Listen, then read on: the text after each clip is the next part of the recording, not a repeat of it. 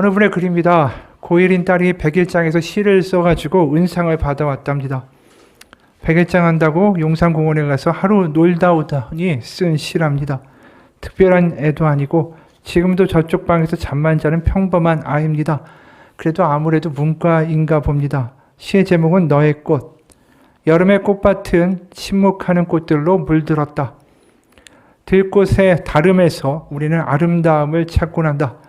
제비꽃은 장미가 되려 자신을 붉게 물들이지 않고, 할미꽃은 해바라기가 되려 하늘을 올려보지 않고, 튤립은 데이지가 되려 활짝 피지 않듯 우리는 왜 타인을 모방하려 그리 부단한가? 왜 너는 관찰하고 동경하고 열등감을 느끼는가? 너는 무슨 꽃인가? 어떤 향을 지녔는가? 여고생이 지은 시지만 굉장히 날카로운 지적을 하죠. 우리의 인생의 어느 순간부터 남들만큼은 나도 행복해지고 남들만큼은 내가 가지고 누리는 게 우리의 전부가 되어버린 우리의 모습들을 잘 보여주는 것 같습니다. 그렇죠. 우리가 어른이 되면서 아이 때와 달라지는 것은 어느 순간부터 내가 되는 것보다는 남들만큼은 되려고 남을 흉내내는 삶에 어느 순간 익숙해진다라는 것이죠. 왜냐하면 내가 그러고 싶지 않아도 주변에서 우리를 가만히 두지 않기 때문입니다. 주변에서 이런 얘기 많이 하죠. 너 어느 대학 갔냐? 결혼 왜 안 하냐? 집은 언제 살 거냐? 취직은 했니? 너 언제쯤 돼야 사람 구실 제대로 할 거니? 우리를 가만히 놔두지 않습니다. 남들만큼 살라고 흉내라도 내라고 자꾸만 재촉하죠. 고등학교에서 아이들을 상담하는 어느 선생님이 쓴 글입니다. 한 아이의 자퇴를 축하하기 위해서 선물을 준비했다. 사실 청소년 때의 일은 축하하지 못할 일이 없다. 그래서 난 누군가 합격하면 학교가 인재를 알아봤다라고 축하하고, 불합격하면 학교가 인재를 못 알아봤다며 축하한다. 그렇게 난 입학도 축하하고 졸업도 축하하고 또 자퇴도 축하해준다. 근데 사실 생각해보면 중간에 자퇴라는 건 세상의 포기라고 사람들이 얘기하니까 아이에게 자퇴는 졸업보다 사실 더 힘든 거다. 다른 길을 선택해야 하는 위험을 감수하고 대부분의 사람들이 말리는 일이니까 거기에는 더 큰 용기가 필요하기 때문이다. 그래서 사실 자퇴도 아무것도 안 한 게 아니다. 그래도 거기까지는 온 거다. 왜 그걸 안 한 걸로 말하나? 모든 일을 정해진 끝까지 하는 사람들이 과연 얼마나 다 된다고. 차라리 난 아이가 거기까지 스스로 자신을 자해하는 걸 참은 걸 축하한다. 이미 스스로 헤치며 견뎌온 시간이 있는데 그걸 끊어낸다는 게 쉽지 않은데 그 사이 잘 견뎌왔던 마음을 나는 축하한다. 그렇다면 넘어졌다가 일어나지 않아도 축하한다. 주저앉아 있는 것도 용기가 필요한 거고, 넘어져 있는 동안 그 바닥에 있는 것들, 많은 것들 보았을 테니까. 그래서 난 취업도 축하하지만 퇴사도 축하한다. 회사원이 된 것도 백수가 된 것도 다 된 거니까. 무엇이 되든 무엇이 되지 않든 그래서 축하한다. 그저 오늘 숨 쉬고 있음을 축하한다. 오늘 만난 녀석이 자퇴를 하기까지 얼마나 많은 고민을 했는지 난 안다. 그 고민에 비해서 내가 아는 건 극히 일부라는 것도 나는 안다. 그렇게 알면 하고 싶은 말이 줄어든다.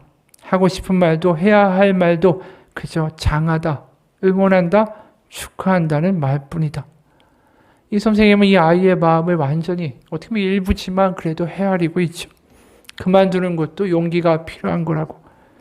대단한 결단이 필요한 일이었을 거라고. 무엇이 되지 않아도 장하고 훌륭하고 나 너 응원한다고. 여러분 이런 이야기를 요새 듣고 사십니까? 사회라는 우리가 냉혹한 세상에 나오면서 이런 이야기 듣기가 정말 어렵습니다. 누군가는 이 선생님의 이야기를 보면서 이렇게 얘기할지도 몰라요. 자기 자식 얘기가 아니니까. 남의 자식이니까 그러는 거 아니냐고. 근데 여러분 그럴지도 몰라요. 근데 한 가지는 물어보고 싶습니다. 그런 이야기를 하는 나는 정작 나에게 잘해주고 사십니까? 나 자신마저도 자식한테 막 이렇게 해야 된다, 이렇게 해야 된다, 이렇게 하면 안 된다 몰아붙이면서 나 자신도 똑같이 몰아붙이는 거 아니냐라는 거죠.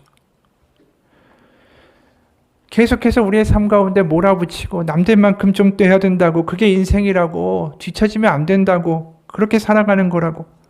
그러면서 우리도 견디고 참고 버티고 살아가는 거 아니냐라는 거죠.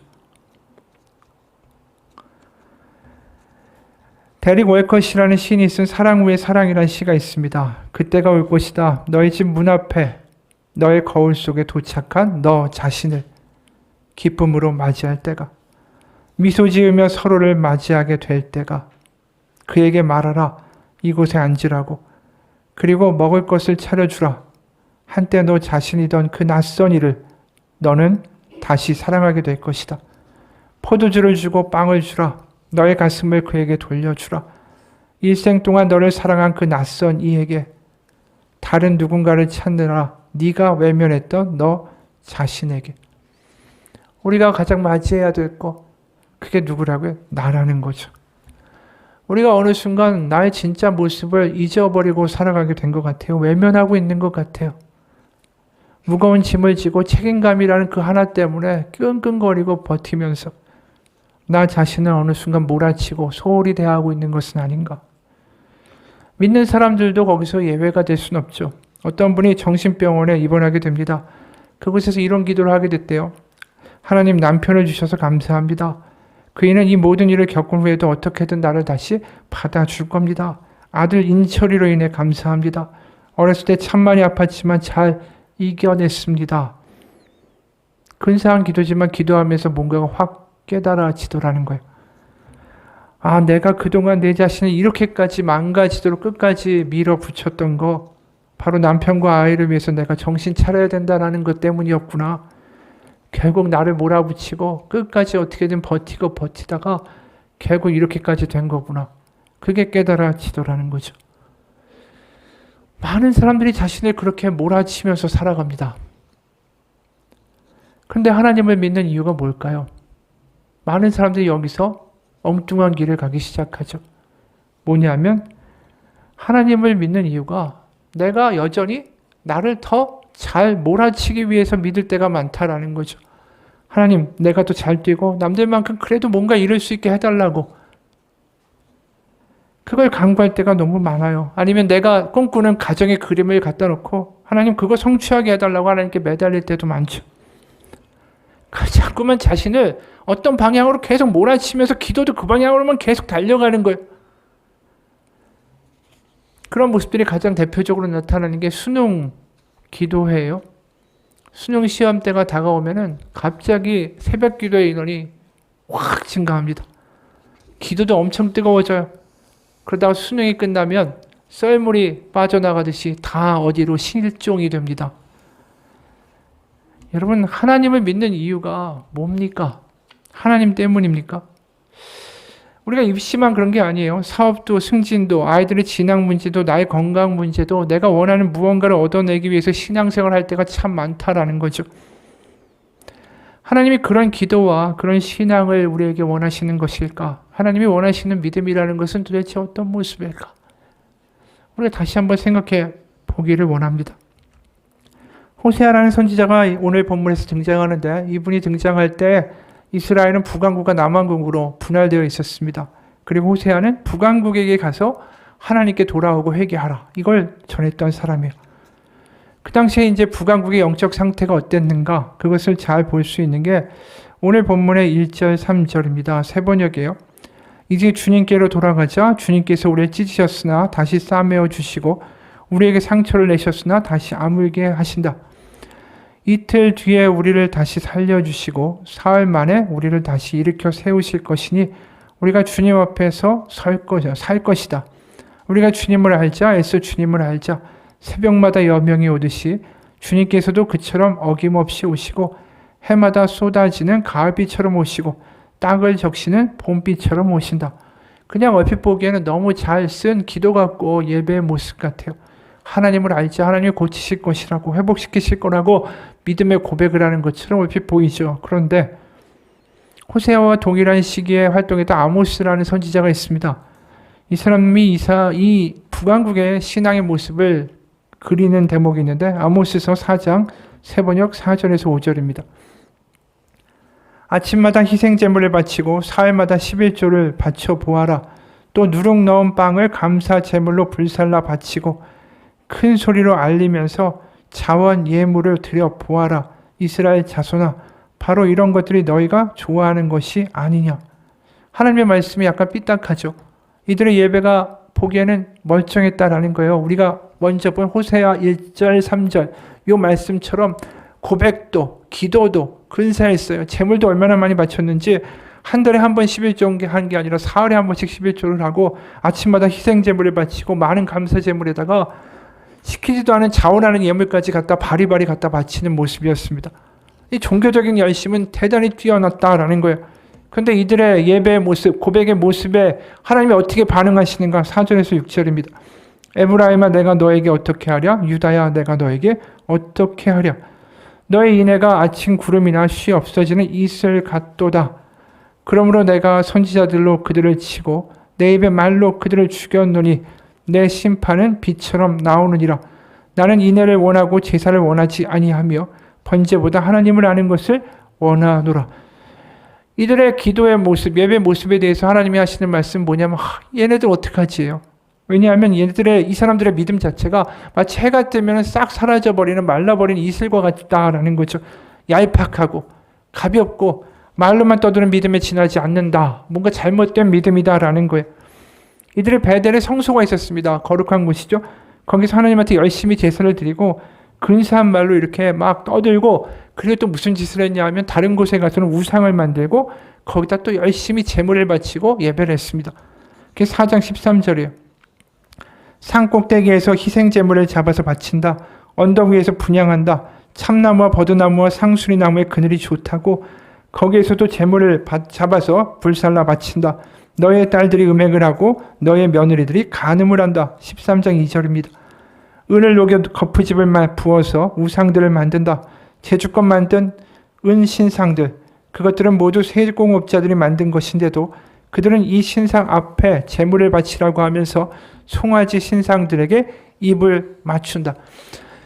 그러니까 이 성전에 왔으니까 그들이 만든 그 베델의 성소에 와서는 굉장히 경건하고 뭔가 근사한 말을 하고 제물도 많이 바치고 그렇게 예배를 하는데 뒤쪽으로 가가지고 딴짓을 한다는 거예요. 그러다 보니까 삶에서 하나님의 율법에 대한 그 순종이 나옵니까? 전혀 상관이 없는 거죠. 하나님 지키시라고 하는 그 계명에 대해서는 사실 관심이 없어요. 그러니까 하나님이 명하신 대로 홀로 되고 가난하고 과부가 되고 고아이고 이런 나그네들을 돌보는 삶을 살라. 이거에는 전혀 상관이 없고 오히려 힘이 없는 이들을 착취하고 각자의 이익을 극대화하는 방향으로 달려가고 있었던 겁니다. 그럼 도대체 이 사람들이 왜 이렇게 열심히 예배한 거냐라는 거예요. 이유는 하나뿐이죠. 하나님을 믿은 게 아니라 이용한 거고 거래를 시도한 겁니다. 자신들이 이렇게 바치고 자신들이 이렇게 헌신했으니까 내가 원하는 거, 나라가 평안해지고 내가 살고 있는 이 삶을 그대로 유지할 수 있는 그 삶을 내가 대가로 받고자 합니다. 이거가 다였던 거예요. 그러니까 이들의 믿음은 뭐냐면 거래가 성사될 거라는 믿음이 있었던 거지 하나님을 믿는 믿음이 아니었다라는 거죠. 그러니까 그들은 그저 자신의 삶이 좀 편하고 안락하고 남들만큼 좀 살아갈 수 있는 삶이 되는 거, 그거에 하나님이 동원되고 있다라는 거죠. 그게 더 먼저니까 하나님보다.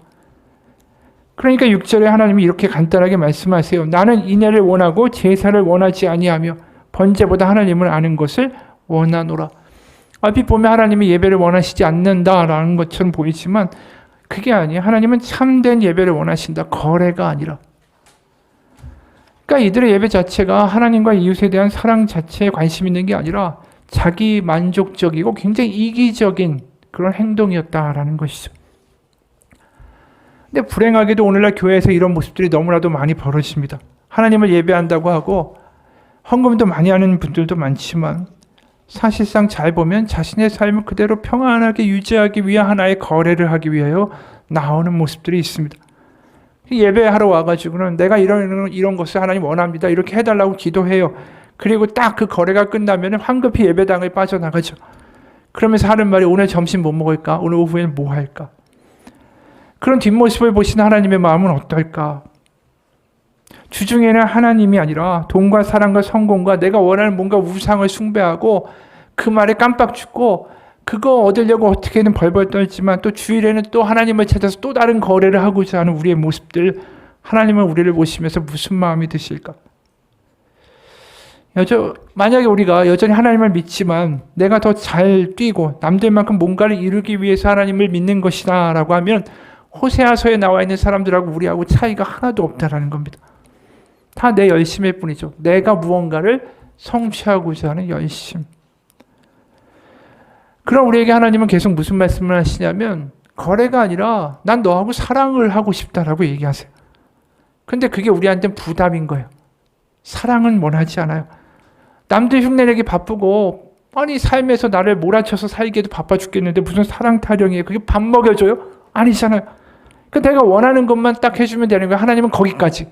그 이상 내 삶에 들어오는 것은 번거롭고 귀찮아요. 그럼 하나님이 원하시는 예배가 과연 무엇일까요? 그 반대겠죠. 시편 51편 16절 17절입니다. 주께서는 제사를 기뻐하지 아니하시나니 그렇지 아니하면 내가 드렸을 것이라. 주는 번제를 기뻐하지 아니하시나이다. 하나님께서 구하시는 제사는 상한 심령이라. 하나님이여 상하고 통회하는 마음을 주께서 멸시하지 아니하시리이다. 여기에 나오죠. 하나님이 원하시는 제사 예배는 뭐라고요? 상한 심령, 아픈 마음이라는 것입니다. 이게 굉장히 의외죠. 우리가 뭔가 내 것을 이루기 위해서 하나님 앞에 많은 재물을 바치고 흥정도 하는데 하나님 네가 가지고 오는 거 다 필요 없다라는 거예요. 난 그저 너의 상한 마음, 아픈 마음만을 원한다. 이 세상의 일반적인 신의 모습과는 너무나도 다른 이야기 아닙니까? 우리가 알고 있는 심청 이야기를 봐도 공양미 300석을 바치면 너의 아버지의 눈이 번쩍 뜨이게 해주겠다라는 거래를 이야기하지 않습니까? 다른 걸 달라는 게 아니라 상한 마음을 달라니요. 이거 어디다 갖다 쓴다고. 5세기 히브리어로 되어 있던 성경을 라틴어로 번역한 수도사 바질이라는 사람이 있습니다. 그가 굴 속에서 열심히 성경을 번역하고 있었어요. 그럴 때 환상 중에 예수님을 만나게 됩니다. 그가 예수님을 보고서 내가 가진 걸 다 드리고 싶다라는 마음이 들었대요. 그래서 예수님을 바라보면서 이렇게 말합니다. 예수님, 제가 가진 모든 보화를 주님께 드리고 싶습니다. 그랬더니 주님이 이렇게 대답하셨어요. 이 세상의 모든 천지 만물이 다 내 것인데 나한테 더 무엇이 필요하겠니? 그 말에도 여전히 바질은 뭔가 하나님한테 뭔가 드리고 싶은 마음이 컸습니다. 그래서 이렇게 말했어요. 주님, 제가 최선을 다해서 번역하고 있는 이 성경책을 주님께 바치겠습니다. 주님이 이번에도 대답하셨어요. 성경에 있는 게 다 내 소유고 모두 다 내 말이니라. 이 주님의 말씀에 이 바질이 뭔가 슬픈 표정을 짓고 낙담하니까 주님이 이번에 이런 말씀하셨어요. 내 아들아, 내겐 다른 어떤 것도 필요하지 않단다. 나에게 바로 네가 지은 죄를 다오. 그것이 나에게 줄 너의 가장 큰 선물이란다. 이 말을 들은 수도사는 엎어져 올 수밖에 없었어요. 하나님이 원하시는 게 좋은 게 아니라는 거예요. 우리의 죄, 우리의 연약함, 우리의 상처, 우리의 아픈 마음, 우리의 한이라는 거죠. 여러분, 부모가 자식한테 바라는 게 뭐예요? 돈 많이 가져다 주는 거, 물론 그것도 좋겠죠. 하지만 그것보다 부모가 아이를 보면서 그 아이가 아파하는 게 얼마나 부모의 마음에 와닿아요. 그럼 그 아픔을 가지고 부모한테 가서 얘기하고 같이 토로하고 그런 걸 부모가 더 원하지 않겠어요? 괜찮은 척하는 것보다. 하나님이 만약에 우리를 보신다면 제일 먼저 보이는 게 뭐일까요? 우리가 들고 온 예물, 우리의 옷차림이실까요? 사람은 그것들을 보겠죠. 근데 하나님한테는 제일 먼저 보이시는 것은 우리의 눈물이고 우리의 아픔이고 우리의 상한 마음이에요. 우리가 생각해 보세요. 내일 일도 알지 못하는 사람 아닙니까? 내일 갑자기 교통사고가 날 수도 있고 내일 갑자기 죽을 수도 있고 내일 갑자기 다리가 부러질 수도 있고 우리 내일 일을 아무것도 모르는 존재예요. 그런데 천년만년 살 것처럼 10년 후의 계획을 세우면서 뭔가 그걸 위해서 나를 몰아붙이고 달려가기만 하고 그러다가 나중에 거기에 도착한 다음에 이게 아니네. 후회할 인생을 살아가는 우리의 모습을 본다면 하나님은 어떠실까? 1년 후면은 아무 생각도 안 날 그 일에 대하여 지금 안달복달하고 노심초사하고 막 분노하고 그런 모습이 하나님이 보실 때 어떠실까? 속상하지 않으실까? 우리가 그렇지 않습니까? 나도 이만큼은 돼야 된다고. 엉뚱한 데다 나의 인생을 갈아바치고 막상 나이가 든 다음에 모든 게 허무하네. 이런 이야기를 하는 분들이 참 많아요. 누군가는 이렇게 말합니다. 최근에 목도 아프고 움직이지 않아도 여기저기 관절도 아프고 때로는 걷는 것조차 버겁다. 있는 줄도 몰랐던 다리가 마치 이젠 돌덩이가 되는 것처럼 무겁고 오싹오싹 한기가 든다. 자고 또 자도 잠이 오는 그런 때 문득 내가 살아온 삶을 생각한다. 지금 아픈 나는 누군가?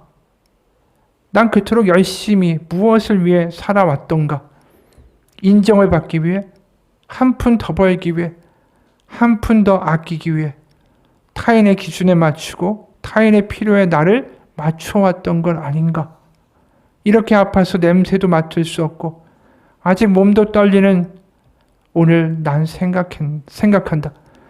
내가 외면했던 내 자신이 이렇게 아프구나. 밖으로 보여지는 나를 위해서 열심히 뛰었는데 내 안에 나는 이렇게 힘이 들었구나. 이제 쉴 곳을 주어야겠다. 사랑이라는 밥으로 나를 대접해야겠다. 우리가 이런 사람들이죠. 난 자신만 저도 외면한 채 그냥 살아가는 인생, 열심히 냅다 달리는 인생, 아니 거꾸로 말하면 사라지는 인생을 살고 있어.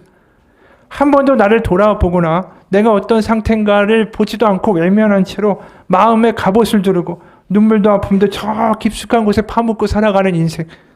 그 누구도 보지 못하게 하고 괜찮은 척 하면서 살아가는 인생. 여러분, 하나님은 그게 가장 눈에 보이시는 거예요. 하나님은 나마저도 외면하고 있는 그런 나의 상한 마음, 통곡한 과거의 상처가 가장 하나님이 원하시는 거예요. 보고 고쳐주시기에. 그래서 오늘 이런 말씀하시죠. 나에게 너의 돈이나 그 어떤 것도 필요 없고 너의 상처를, 너의 아픔을, 너의 눈물을 달라고. 그게 내가 너에게 바라는 예배고 내가 너에게 바라는 전부라고. 그게 하나님을 우리가 아버지라고 부르는 이유입니다. 그게 오늘 6절의 말씀이에요. 나는 인애를 원하고 제사를 원하지 아니하며 번제보다 하나님을 아는 것을 원하노라. 이 말뜻이 뭐겠습니까? 하나님을 안다라는 게 지식을 쌓는다라는 게 아니에요. 하나님이 어떤 마음으로 나를 바라보시는지를 안다라는 거예요. 호세아 11장 8절에는 하나님의 마음을 직접적으로 이렇게 기술하고 있습니다. 에브라임이여 내가 어찌 너를 놓겠느냐? 이스라엘이여 내가 어찌 너를 버리겠느냐? 내가 어찌 너를 아드마같이 놓겠느냐? 어찌 너를 스보임같이 두겠느냐? 내 마음이 내 속에서 돌이키어 나의 긍휼이 온전히 불붙듯 하도다. 여러분 생각해 보십시오. 하나님이 우리에게 그걸 원하신다는 게 굉장히 놀랍고 기쁜 소식 아닙니까? 왜요? 우리가 어디 가서 나의 상한 마음을 주저주저 털어놓겠어요?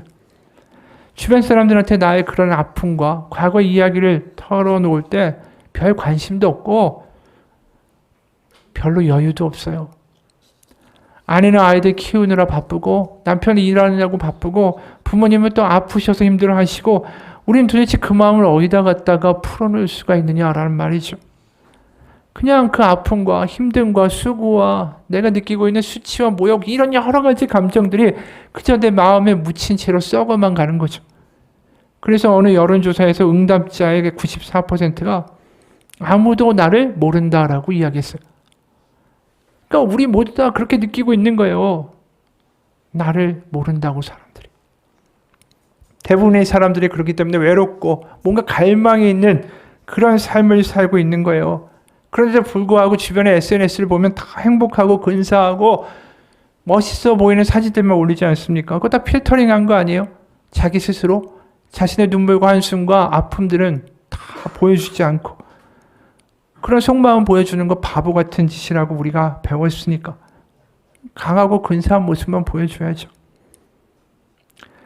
그러다 보니까 우리가 기도하는 것도 근본적인 하나님 앞에 우리의 상한 마음을 드리는 게 아니라 내 상한 마음을 어떻게든 잘 포장할 수 있도록 그 상한 마음이 더 아파지지 않도록 하나님 다른 거 달라고 기도할 때가 많아요. 잘못된 방향으로 가는 것이죠. 하나님 내가 무시당하지 않게 이번에 더 돈 벌게 해주고 더 이 자리에서 아니면 이 건을 내가 수주할 수 있게 해달라고 이렇게 기도하고 또 과거에 내가 수치를 당한 것 때문에 아픔이 있으면 내가 당한 이런 수치를 내 자식이 당하지 않게 이번 대학에 꼭 가게 해달라고 또 과거에 사랑을 받지 못했던 사람은 엉뚱하게 이런 사랑을 채워줄 사람을 하나님 만나게 해달라고 그러다 엉뚱하게 기혼자 만나가지고 사고가 일어났기도 하고 여러분 우리가 하나님께 내 상처와 내 마음과 내 과거를 꺼내놓고 치유받는 대신에 그 상처와 과거를 뭔가 반창고를 붙이기 위해서, 그걸 잊기 위해서 또 다른 우상을 달라고 내 방식으로 하나님께 기도하는 게 참 어리석은 일이에요. 하나님이 그 기도를 들으실 때마다 얼마나 한숨 나오시겠어요. 엉뚱한 걸 구하는 거잖아요. 마치 증상을 완화해 주지만 치료를 못하는 진통제처럼, 아무리 진통제 맞는다고 해서 그게 치료가 되질 않죠. 이번에 이런 진통제를 썼다가 또 다른 진통제를 썼다가 이런 사람 만났다가 저런 사람 만났다가 그런다고 해서 그게 치유가 됩니까? 안 되지. 근본적인 상처가 그대로 있는데, 우리에게 필요한 건 진통제가 아니라 근본적인 수술이 필요한 거죠. 여러분, 그렇기 때문에 신앙이라는 게 다른 게 아니에요. 내가 직면하기 싫고 인정하기 싫은 나의 모습들을 하나님 앞에 다 드러내는 거, 그 깨어짐의 자리가 있지 않으면 신앙이 달라질 수가 없어요. 그래서 하나님이 우리에게 구하는 제사는 상한 심령이다라는 말 자체가 굉장히 중요한 말씀이에요.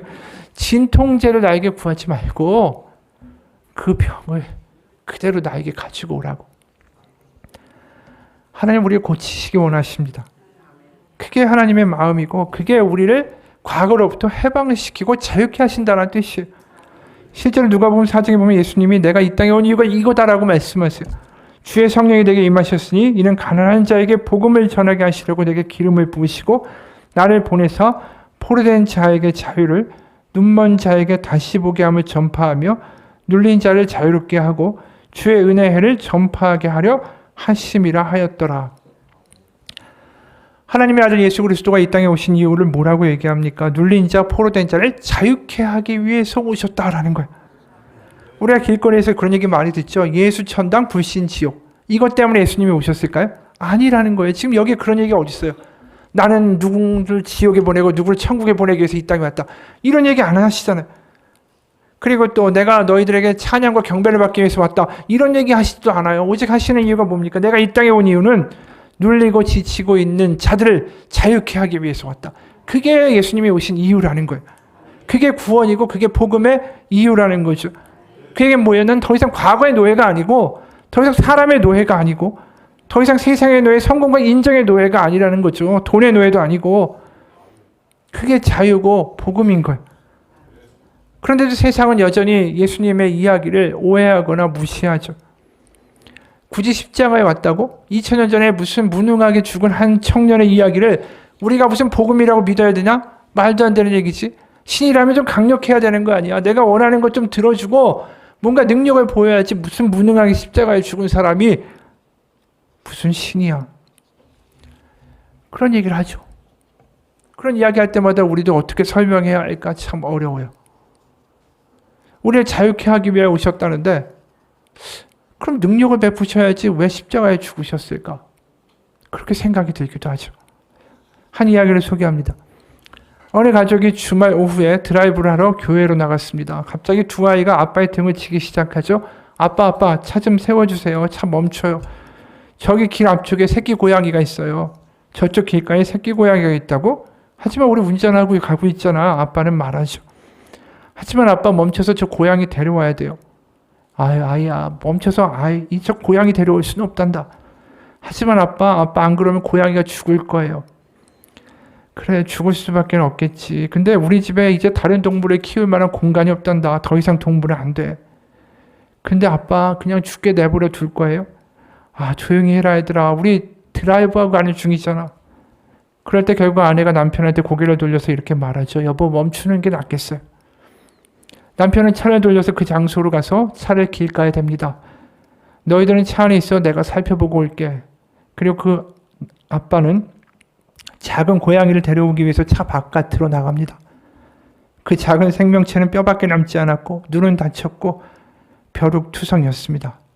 그런데 그 아빠가 데리고 오려고 차에서 내렸을 때 고양이는 마지막 남은 힘으로 이빨과 발톱을 드러내고 털을 곤두세웠습니다. 그리고 마구 핥히기 시작했습니다. 아빠는 고양이 발톱에 목이 핥혀지면서도 고양이를 집어서 차 안으로 데려왔죠. 그렇게 그들은 집으로 돌아왔습니다. 아이들은 고양이에게 목욕을 시키고 따뜻한 우유를 주고 편안한 잠자리를 만들어 줬습니다. 몇 주가 지났죠. 어느 아버지가 안으로 들어오는데 무언가가 그의 다리에 매달려서 아래를 내려 보았습니다. 거기엔 고양이가 있었죠. 그는 고양이 쪽으로 다가갑니다. 이제 그 손을 보고서도 고양이는 발톱을 세우지 않습니다. 대신에 고양이는 귀여워해달라고 몸을 둥그에게 말고 있습니다. 이 고양이가 몇 주 전에 그 고양이란 말입니까? 그것은 길 옆에서 겁에 질리고 상처있고 사납기만 하던 그 고양이와 같은 고양이가 아니었습니다. 여러분, 이 이야기가 뭘 얘기할까요? 아빠는 분명히 사랑으로 다가갔죠. 살려주려고 다가갔습니다. 하지만 고양이는 어떻게 생각합니까? 자기를 괴롭히고 아프게 할 거라고 오해하죠. 하지만 그 아빠가 손에 피를 보고 나서야 그 고양이는 그때서야 아는 거죠. 저 아빠가 나를 도와주려는 거였다라고. 여러분, 하나님의 우리의 사랑의 방식, 하나님 우리에게 다가오는 방식이 그겁니다. 우리의 상처와 아픔을 내어놓을 수 있도록 하나님이 우리 앞에서 우리 가운데 십자가에 죽어주시고 찔려주시고 고통당해주신 거예요. 마치 고양이에게 손이 핥혀지고 목이 핥혀져서 피가 흐르는 것처럼 하나님이 그 똑같은 일을 우리 가운데 하신 거라고요. 우리가 하나님을 핥히고 물어도 원망하고 조롱하고 때론 미워해도 우리를 품기로 작정하시고 우리 가운데 이렇게 오셔서 말씀하시죠. 이제 내가 너의 상처와 아픔을 아는 것을 알겠냐고. 내 못자국과 창자국을 보고 이제 너의 상처와 아픔을 나에게 보여달라고 말씀하시는 거예요.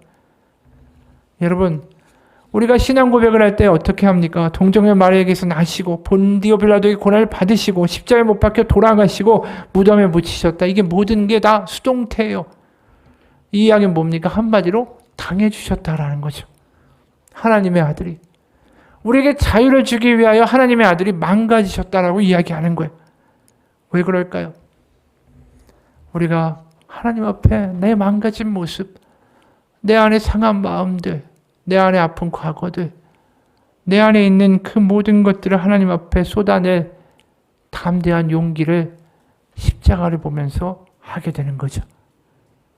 여러분, 상처 입은 모습으로 예수님이 다가오실 때 우린 나와 똑같은 모습이신 하나님의 아들에게 마음의 문을 열게 되는 것입니다. 그게 복음인 거고 그렇게 해서 우리 가운데 자유가 주어지는 거예요. 그러기에 하나님 앞에 근사한 모습으로 나가야 한다는 게 아니에요. 세상에서 우리가 위장하고 근사하고 훌륭한 모습으로 살아가려고 애쓰는 것처럼 주님한테도 똑같이 그럴 필요가 없다라는 거죠. 하나님 앞에서는 차라리 우리의 깨어진 모습, 못난 모습 그렇게 나아가는 것을 하나님이 더 기뻐하신다라는 것입니다. 우리가 세상에서 생각하듯이 내가 이렇게 하면 하나님한테 저버림을 받지 않을까? 내가 이런 얘기를 하면 나를 우습게 보지 않을까? 이런 생각들이 필요 없는 거예요. 그래서 온전한 사랑은 두려움을 내어 쫓는다라고 말씀하는 거죠. 여러분, 십자가가 다른 게 아닙니다. 그분이 여전히 허리에는 창자국을, 손에는 못자국을 가지고 계십니다. 그리고 그것을 만져보라고 하세요. 그걸 만지면서 알게 되죠. 내 연약함이 나 혼자만의 문제가 아니라고. 내 상처와 죄가 더 이상 나만의 문제가 아니라 하나님이 아신다고.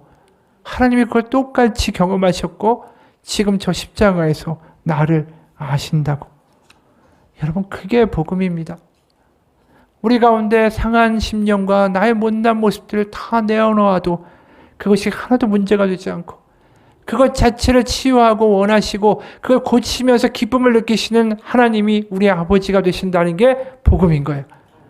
우리가 잘하는가 못하는가 감시하시고 그것에 대한 대가를 치르게 하겠다는 게 하나님이 아니라 우리의 아픔을 받기를 원하시고 우리 아픔에 제일 먼저 달려오시는 하나님이 되어주신다. 그게 우리 가운데 복음인 거예요. 누군가 이런 얘기를 합니다. 주님은 우리의 죄에 끌리신다. 예수님은 본능적으로 우리의 연약한 부분으로 달려가시고 거기서 우리를 만나기 원하신다. 폐암을 치료하는 의사에 비유하자면 본인이 폐암에 걸린 적이 있고 그 영향을 느껴보았고 자신의 폐 중에 하나를 다른 사람에게 떼어주기까지 한 의사라고 할 수 있다.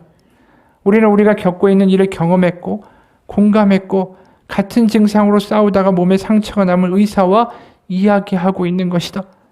처방전만 내밀어주는 무심한 의사와는 너무나도 다르지 않은가?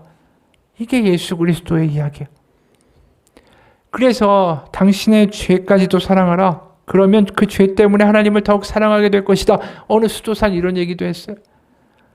우리의 연약함이, 우리의 상한 마음이 하나님께 더 가까이 가고 하나님의 은혜를 경험할 수 있는 통로가 될 수 있다라는 이야기죠. 마태복음 9장 12절에 이런 말씀이 있어요. 건강한 자에게는 의사가 쓸데없고 병든 자에게라야 쓸데있느니라. 여러분, 우리가 드리는 참된 예배는 다른 게 아니에요. 우리의 모든 것을 그대로 다 쏟아내는 것이 참된 예배의 자리입니다. 그것이 십자가를 십자가가 되게 하고 그곳에서 자유가 경험될 수 있는 은혜가 부어질 수 있는 것입니다. 하나님 우리를 아시죠? 나 자신도 외면하고 있는 그 모든 모습까지도 하나님을 알고 계십니다. 그대로 나아가기를 원해요. 남들 신경 쓸 필요도 없고 남들에게 흉내낼 필요도 없고 그저 나 그대로 나아가면 주님이 받아주신다. 그걸 하기 위하여 예수님이 이곳에 오셨다. 실제로 요한복음 4장에 보면 예수님이 사마리아 여인을 만나시고 물을 굳이 그 여인에게 달라고 하십니다. 예수님이 그 여인의 정체를 모르셨을까요? 알고 계시죠? 이미 5번이나 결혼했다가 이혼한 여인이고 그것 때문에 동네에서 손가락질 당하는 완전히 왕따라는 것을 아시고도 굳이 그 여인한테 가세요. 굳이. 그리고 물 달라고. 왜 그러실까요? 그 여인의 마음의 상처와 아픔이 보이셨기 때문이죠. 그리고 말씀하시는 대화가 14절에서 18절입니다. 내가 주는 물을 마시는 사람은 영원히 목마르지 아니할 것이다. 내가 주는 물은 그 사람 속에서 영생에 이르게 하는 샘물이 될 것이다. 그 여자가 말하였다. 선생님, 그 물을 나에게 주셔서 내가 목마르지도 않고 또 물을 기르러 여기까지 나오지도 않게 해주십시오. 예수께서 그 여자에게 말씀하셨다. 가서 네 남편을 불러오너라. 그 여자가 대답하였다. 나에게는 남편이 없습니다. 예수께서 여자에게 말씀하셨다. 남편이 없다고 한 말이 옳다. 너에게는 남편이 5이나 있었고 지금 같이 살고 있는 남자도 내 남편이 아니니 바로 말하였다. 여기서 우리 뭘 보게 됩니까? 예수님이 그 여인의 과거를 다 알고 그 여인의 앙칼진 목소리나 반응에도 불구하고 굳이 그 여인에게 가서 물을 달라고 하시는 예수님을 보게 되죠. 그리고 그 여인에게 말씀하시죠. 내가 주는 물은 영원히 목마르지 아니할 것이라고. 그게 예수님이 우리를 자유케 하시는 방식입니다. 세상은 몰라도 주님, 바로 우리의 사연과 과거와 모든 것들을 알고 계세요. 그리고 그 모든 것을 알고도 여전히 나를 품고 고치기 원하신다. 그것을 우리가 믿으면 그게 복음이 되는 것입니다. 어느 목사님의 이야기로 마치죠. 나는 결혼 주례를 설 때면 신랑 신부에게 부모님께 드리는 편지를 써오도록 꼭 숙제를 내준다. 그동안 그렇게 받아본 수많은 편지 중에서 내 마음에 오래 머무는 편지가 하나 있다. 어느 예비 신부의 편지였는데 바로 이 대목 때문이었다. 엄마, 2011년 제가 외국에서 아침 일찍 전화했던 날 기억하세요? 혼자 지내며 그 누구와도 마음을 온전히 털어놓을 수가 없어서 엄마한테 물었습니다. 엄마는 너무 힘들 때 아빠한테도 우리한테도 할머니한테도 말할 수 없을 때 어떻게 해요? 그랬더니 엄마가 울면서 하시는 말씀이 그래서 엄마는 기도해 인경하였어요. 엄마, 저는 그날 엄마의 말씀으로 인해 하나님을 더 믿게 되고 엄마의 신앙을 본받고 싶어졌어요. 이걸 읽으면서 마음이 울컥하는 대목이 있었어요. 엄마가 이런 말 하는 거죠. 그래서 엄마는 기도한다고. 세상은 다 몰라도 그 누구도 관심이 없어도 하나님은 다 아신다고. 나보다 나를 더 잘 아신다고. 그 기도가 이 엄마를 살게 했고 자유케 했고 회복시킨 겁니다. 여러분, 십자가에서 그 은혜를 발견하십시오. 내가 얼만큼 망가져 있고 내가 세상 가운데 어떠한 이야기도 할 수 없는 그 상황도 하나님은 알고 계시다고. 아니, 알기 원하신다고.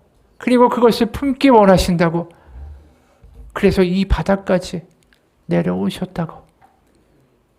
그걸 그걸 매일매일 경험할 때마다 우리가 당하는 수치와 모욕과 우리 가운데 있는 수많은 불안과 걱정과 두려움과 상처들은 낫게 될 것입니다. 같이 기도하겠습니다.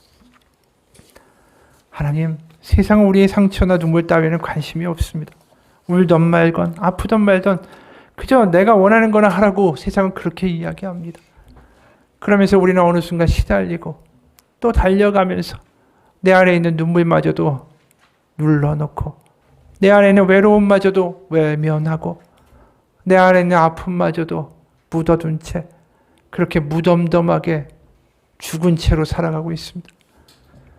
그런 우리의 모습을 보시면서 하나님은 가만히 있지 못하셨습니다.